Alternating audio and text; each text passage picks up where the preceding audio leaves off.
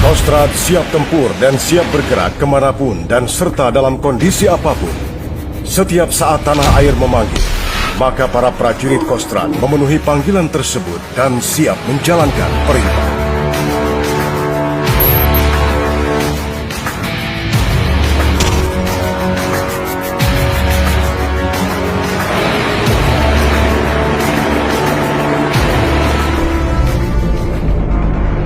Kostrad lahir dalam situasi bangsa Indonesia sedang memperjuangkan Irian Barat kembali ke pangkuan Ibu Pertiwi Republik Indonesia. Pada tanggal 6 Maret 1961, dibentuklah Cadangan Umum Angkatan Darat atau Caduan.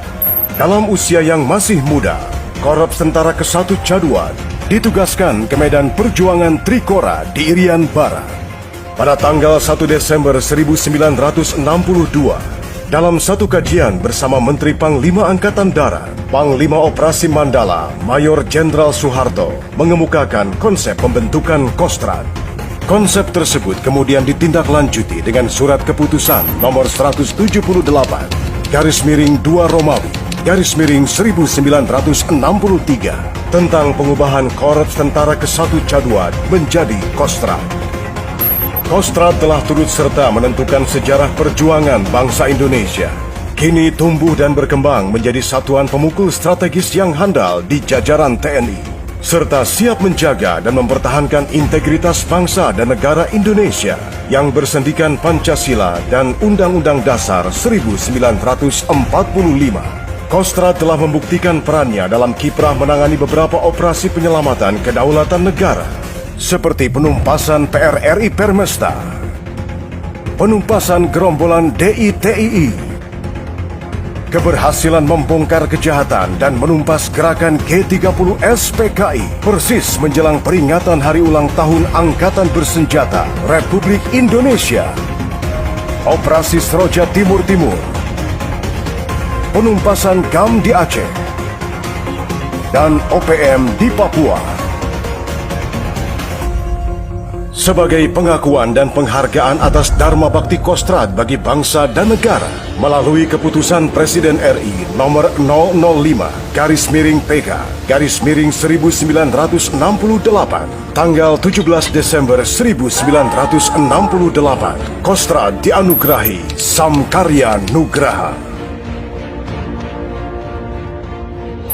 Dalam menjalankan tugasnya, Kostrad didukung organisasi yang solid. Pangkostrad dibantu oleh seorang kepala staf dan jajaran asistennya, eselon pimpinan, pembantu pimpinan staf, dan badan pelayanan yang berkedudukan di ibu kota negara. Diperkuat oleh eselon pelaksana yang dipegang langsung oleh 3 panglima divisi yang prajurit pendukungnya tersebar di seluruh Indonesia.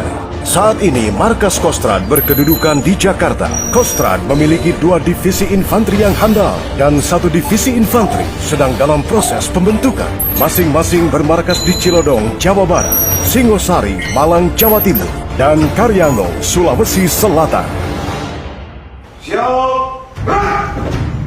Sebelumnya saya sampaikan, perhatikan, selama perintah operasi saya berikan, tidak ada yang bertanya. Dan catat hal-hal yang penting.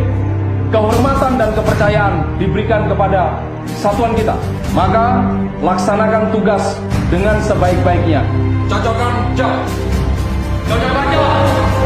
Cocokkan jam. Hitungan mundur dari saya. 3, 2, 1, selesai. Kekuatan besar bernama Kostrad ini tersebar di seluruh Indonesia. Memiliki 3 brigade infanteri raider, 3 brigade infanteri para raider, 3 resimen artileri Medan, dan 33 batalion yang terdiri dari satuan tempur, satuan bantuan tempur, dan satuan bantuan administrasi.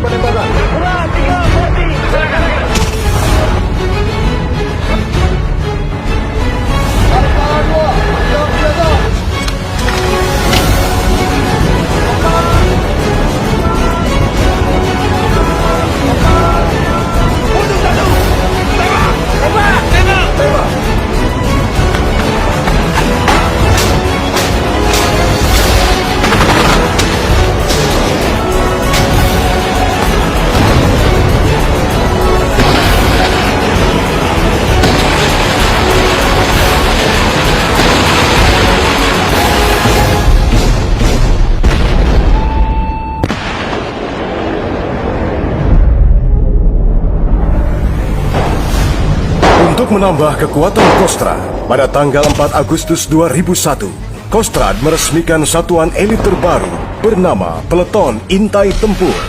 Tontaipur yang mampu beraksi di darat, laut, dan udara.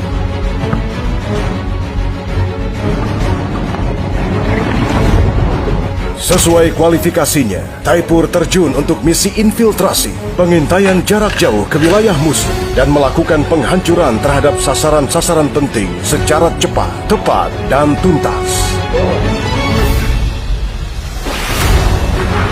Mereka berbekal senjata dan perlengkapan khusus. Tontaipur turut memegang peranan penting dalam keberhasilan pembebasan para sandera kapal dagang berbendera Indonesia oleh perompak Somalia pada tahun 2011 silam.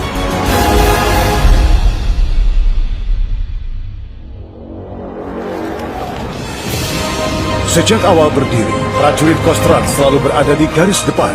Penugasan operasi dalam negeri, penugasan pengamanan perbatasan wilayah kedaulatan NKRI. Kostrad aktif dalam tugas kemanusiaan, membantu korban bencana alam, melaksanakan pengobatan massal, menjadi guru di pelosok tanah air. Pasukan Dharma Putra juga disegani di kancah internasional dalam berbagai misi perdamaian PBB. Untuk penugasan luar negeri, pasukan Kostrad tergabung dalam kontingen Garuda, diterjunkan di Mesir, Kamboja, Kongo, Vietnam, Iran, Irak, Somalia, Bosnia-Herzegovina, Lebanon, dan terakhir di Sudan. Kostrad tidak hanya terdepan di medan pertempuran, tapi juga dalam operasi militer selain perang, seperti operasi penanggulangan bencana. Kostrad berperan aktif dalam upaya menunjukkan pada dunia internasional bahwa bangsa Indonesia memiliki tentara yang tangguh dan tak bisa dipandang sebelah mata.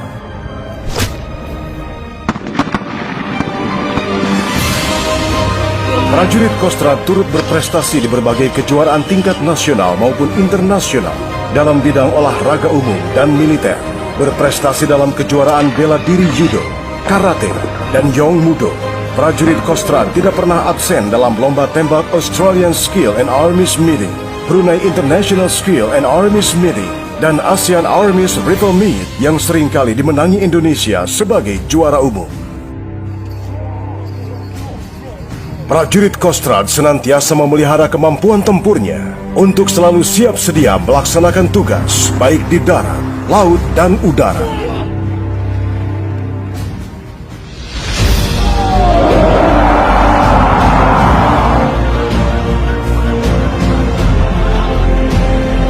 Bagi prajurit Kostrad, tugas di atas segala-galanya, karena tugas adalah kehormatan, kebanggaan, dan harga diri.